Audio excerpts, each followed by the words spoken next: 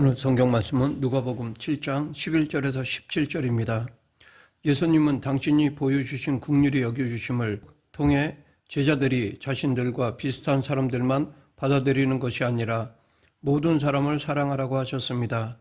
그런데 문제는 예수님의 공동체에는 별의별 사람들이 다 모여 있어서 그들을 모두 사랑한다는 것이 쉽지 않다는 것이었습니다. 왜냐하면 예수님이 초대하시고 사랑하신 사람들 중에는 창녀나 도둑이나 강도나 세리처럼 악한 일을 저지른 사람들도 있었기 때문입니다. 하지만 그렇기 때문에 그들에게는 배척이 아니라 용서와 구원이 절실하게 필요했던 것입니다. 그러나 대부분의 사람들은 그러한 사람들을 기피하려고 했습니다. 그런데 예수님은 바로 그런 사람들과 교제하기를 바라셨습니다. 우리는 때때로 불쌍한 사람들이 마치 세상에 나고자이거나 그들이 자신의 운명에 딱 맞는 결과를 받았다고 생각하며 그들에 대해 거부감을 갖습니다. 하지만 그들에 대해 우리가 그렇게 느끼는 것은 어려운 형편에 있는 사람들을 어떻게 대하면 좋을지 모르기 때문에 생겨난 것일 수가 있습니다. 우리는 하나님께서 모든 사람을 사랑하신다는 것을 알면서도 정작 우리가 다른 사람들을 어떻게 대해야 하는지는 잘 알지 못하는 경향이 있습니다. 우리와 그들 사이의 거리는 가진 자와 못 가진 사이에 적대감을 낳습니다. 그래서 적대감을 환영과 사랑으로 바꾸기 위한 노력은 결코 쉬운 일이 아닙니다. 그러나 예수님은 마음을 활짝 열고 손을 뻗고 다리를 움직여 사회의 가장자리에 있는 사람들을 환영하고 받아들이셨습니다. 그분은 위험지대로 들어가고 가장자리로 걸어가 불쌍한 사람들을 붙잡고 그들이 그 지역을 벗어나도록 인도하셨습니다. 예수님은 그들에게 심지어 이방인도 들어와 적이 아니라 친구가 될 수 있는 자유로운 관계를 제공해 주셨습니다. 복음서 저자들은 예수님이 보여주신 그런 행동을 가리키는 말로 긍휼이라는 용어를 사용하였습니다. 누가복음 7장과 8장에는 어떤 여인들에 대한 이야기가 나옵니다. 그 여인들은 예수님의 공동체의 일원이었습니다. 그녀들은 이웃을 향한 예수님의 긍휼 넘치는 사랑 이야기를 우리에게 전해줍니다. 이 이야기에 제목을 붙여본다면 그것은 긍휼 이야기라고 할 수 있습니다. 그 긍휼 이야기는 세 단계로 구성되어 있습니다. 첫 번째 단계는 예수님은 사람들의 슬픔을 보셨습니다. 세상에서 실패하고 보잘것없는 사람들이 사는 나인성에 예수님과 제자들이 들어갔을 때 한 장례 행렬을 만났습니다. 오늘 본문 11, 12절 그 후에 예수께서 나인이란 성으로 가실새 제자와 많은 무리가 동행하더니 성문에 가까이 이르실 때에 사람들이 한 죽은 자를 메고 나오니 이는 한 어머니의 독자요 그의 어머니는 과부라. 그 성에 많은 사람도 그와 함께 나오거늘 사람들은 한 여자의 죽은 아들을 관에 넣어 묘지로 가고 있었습니다.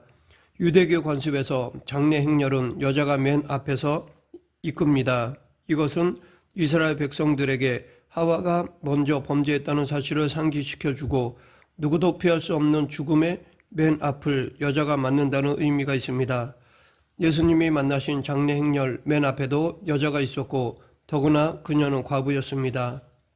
예수님의 어머니 마리아 역시 과부였기 때문에 예수님은 과부가 된다는 것이 어떤 의미인지를 누구보다도 잘 알고 계셨습니다. 비록 유대교에 과부를 보호하기 위한 율법이 있었지만 실제로는 잘 지켜지지 않아 당시 과부는 곧 빈민과 같은 의미를 가졌습니다. 불의한 재판장에게 찾아가 그가 공의를 베풀 때까지 간청한 과부에 대한 예수님의 비유는 당시에 그와 같이 무력하고 가난한 과부가 얼마나 흔했는지를 잘 보여줍니다. 나인성의 과부는 오래전에 남편이 죽고 이제는 그의 외아들마저 잃고 말았습니다. 또한 그로 인하여 자신의 수입원도 끊어지게 되었습니다. 그러있기에 예수님이 그 자리에 가셨을 때 이 과부는 울고 있었습니다. 그래서 예수님은 그녀를 불쌍히 여기며 위로해 주었습니다.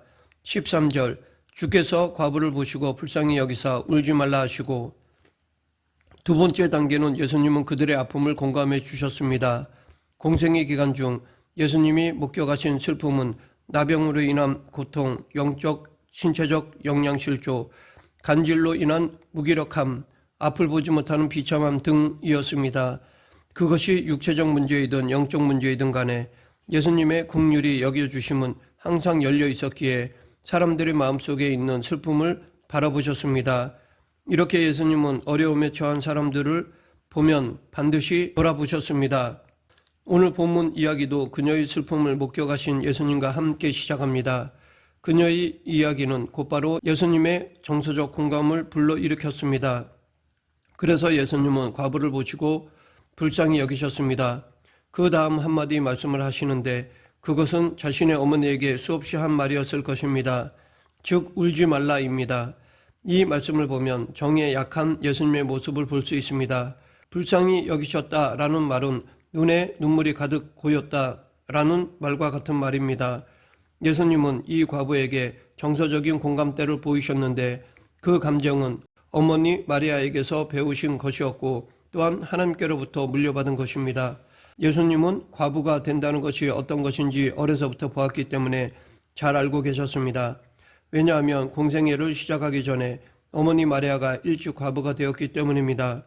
예수님의 공감대는 어려움에 처한 다른 많은 사람들에게까지 그 범위가 확장됩니다.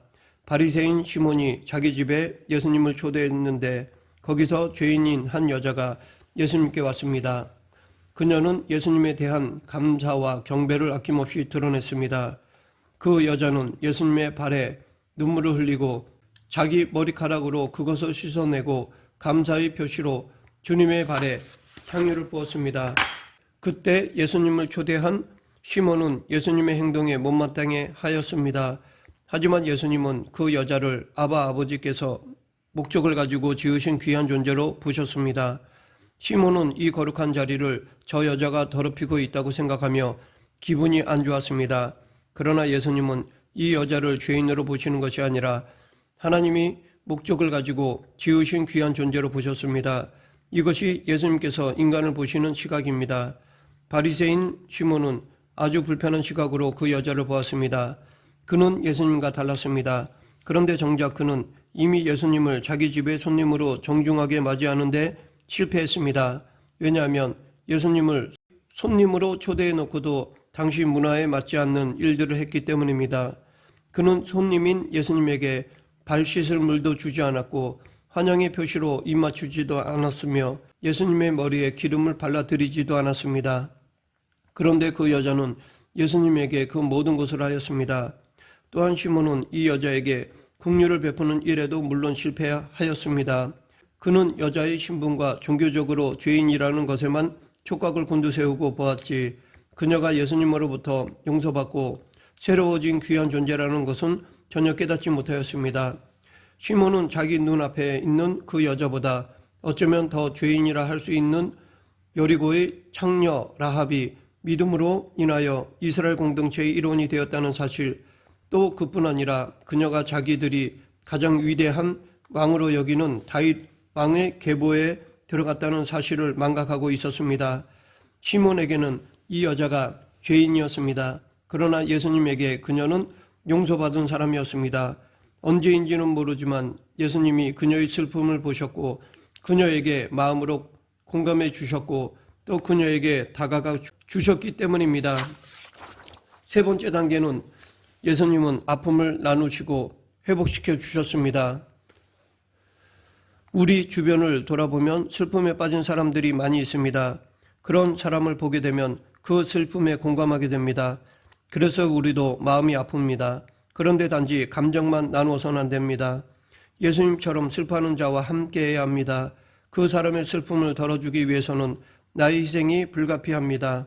우리는 대개 말로만 도우려 합니다. 하지만 말이 아니라 행동으로 도와야겠습니다. 희생을 각오하고 도와야겠습니다. 그것이 진짜 사랑입니다. 사랑은 행동으로 나오게 되어 있습니다. 종교개혁자 마틴 루터는 야고보서를 가리켜 너무 행동을 강조한다고 해서 지푸라기 서신이라고까지 불렀습니다. 왜냐하면 루터는 오직 믿음, 오직 은혜, 오직 말씀을 외치며 종교개혁을 한 사람이었기 때문입니다. 오직 믿음으로만 구원받는다는 이신층의 교리와 다른 것처럼 보였기 때문입니다. 그러나 그것은 루터가 오해한 것입니다. 야고보서는 구원받기 위해 행함이 있어야 한다고 하는 것이 아니라 구원받은 사람이라면 마땅히 행해야 한다는 것을 말하는 것입니다. 구원받았기 때문에 행해야 한다는 것입니다. 정말로 예수님을 믿고 구원받은 사람이라면 그 믿음이 사랑의 행동으로 나올 수밖에 없다는 것입니다. 예수님을 믿는다고 하는데 아무런 사랑의 행동이 없는 사람이라면 정말로 구원받은 사람이 아니라는 것을 야고보 사도는 죽은 믿음이라고 표현하였습니다.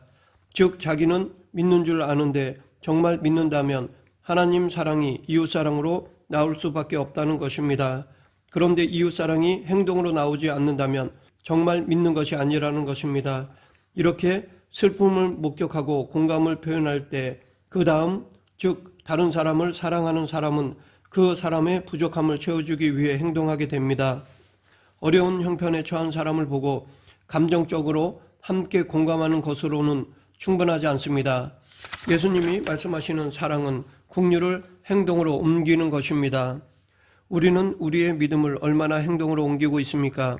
우리는 대부분 자기 일과 자기 가족의 일에는 큰 열심과 열정을 가지고 아주 부지런하게 움직이며 행동하지만 또 큰 액수의 돈이 들더라도 나를 위해 내 가족을 위해 기꺼이 지불하지만 다른 사람들을 섬기는 데에는 아까워하며 인색한 것이 우리의 슬픈 현실입니다. 만약 오늘 예수님이 오셔서 우리의 연민지수를 체크하신다면 과연 몇 점이나 받을까요? 정말 다른 사람에게는 그리 관심이 없습니다. 관심이 있다고 말은 하지만 행동은 없습니다. 정말 안타까운 현실입니다. 그러나 우리는 행동해야 합니다. 우리의 믿음은 긍휼로 이어져야 하고 우리의 긍휼은 사랑의 섬김으로 나와야 합니다. 우리는 복음서를 읽으면서 불쌍한 사람들, 특히 여인들을 향한 예수님의 긍휼이 그들의 문제를 해결해 주시는 행동으로 이어졌다는 사실에 주목할 필요가 있습니다. 예수님은 나인성 과부의 아들을 다시 살리셨습니다. 울지 말라고 위로한 것으로 끝난 것이 아니라 행동을 하시며 살리셨습니다.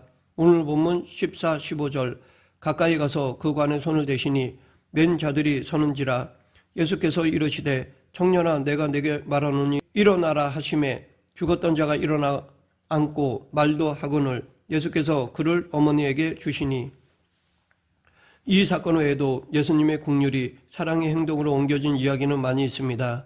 예수님은 나병 환자를 만지시면서 깨끗하게 고쳐주셨습니다. 만질 필요도 없이 말로만으로 고칠 수 있으신 예수님이 그를 직접 만지시면서 고쳐주셨습니다. 또 많은 무리를 불쌍히 여기시며 먹여주셨고 간질병 환자를 치유해 주셨고 제자들을 보내셔서 복음을 전파하고 치유하게 하셨고 앞을 못 보는 맹인을 불쌍히 여기며 눈을 뜨게 해주셨습니다. 예수님의 긍휼은 추상적인 헌신이 아니었습니다. 말로만 하는 것이 아니었습니다. 시간을 내셨고 힘들어도 움직이셨습니다. 귀찮고 힘들면 하기가 싫은데 예수님은 너무 피곤하셨음에도 불구하고 움직이셨습니다. 예수님은 실제적이고 구체적으로 행동하시며 사랑을 실천하셨습니다. 예수님은 사람들로 하여금 자신을 존경하며 우러러 보게 만들려고 긍휼을 베푸신 적이 없습니다. 예수님은 순수한 사랑으로 행동하셨고 슬퍼하는 사람의 삶을 변화시키려고 행동하셨습니다. 예수님의 그 사랑의 행동 때문에 나인성의 과부는 자신의 아들을 다시 돌려받았습니다. 그것은 그녀에게 수입을 얻을 길이 열린 것을 의미하며 그래서 살아갈 수 있게 되었다는 것을 의미합니다. 시몬의 집에 나타난 여인의 삶은 부정함에서 정결함으로 변화되었습니다. 또한 8장에 나오는 여인들, 즉 막달라 마리아, 헤롯의 청지기 구사의 아내 요한나, 수산나 그리고 다른 여인들도 자신만의 특별한 이야기가 있었는데 한 사람은 영적으로 깨끗해진 이야기를, 다른 사람은 육신의 치유에 대한 이야기를, 또 다른 사람은 물질이 필요한 사람에게 베풀어 주는 것을 배운 이야기를 들려줍니다. 특히 이 여인들은 예수님이 공생의 사역을 하시는 동안 자신들의 소유로 예수님과 그들의 일행들을 섬겼습니다. 이 여인들은 부자였음에 틀림이 없는데 예수님 당시의 부자들은 세금을 내지 않았습니다. 그 대신 착한 마음을 가진 사람들은 자기 재산을 구제하는 곳에 기부했습니다. 그런데 8장에 나오는 여인들은 자기 소유를 베푸는 대상으로 예수님을 선택한 것입니다. 그들은 예수님을 후원하면서 그분의 삶 전체를 따랐습니다. 우리는 나인성 과부와 시몬의 집에서 예수님에게 나온 여자가 훗날 어떤 사람이 되었는지 알 수 없습니다. 그러나 그들의 삶도 변화되어 예수님의 제자로 살았을 것이라고 추측하는 것은 무리가 없습니다. 이들은 아마도 초대교회의 120명 중에 포함되었을지 모릅니다. 말씀을 맺겠습니다. 나인성 과부의 사건은 우리에게 하나의 도전을 제시해 줍니다. 우리가 정말로 예수님을 따른다면 우리도 슬픔을 목격하고 공감하고 긍휼을 베품으로써 다른 사람들을 사랑해야 한다는 것입니다. 나인성의 과부에게, 시몬 집으로 예수님께 찾아온 죄인이었던 여자에게, 그리고 몇몇 부자 여인들에게 나타났던 예수 그리스도의 긍휼이 지금 우리 삶에도 나타나야 할 것입니다. 이 긍휼이 지금 우리를 통해 계속해서 이어지길 간절히 축원합니다. 기도하겠습니다. 사랑과 은혜가 풍성하신 하나님 아버지, 예수님의 긍휼을 본받아 내 주위에 있는 나의 도움을 필요로 하는 자들을 긍휼히 여기는 사랑을 실천함으로 서로 정을 나누는 성도가 되게 하여 주시옵소서. 예수님 이름으로 기도드립니다. 아멘.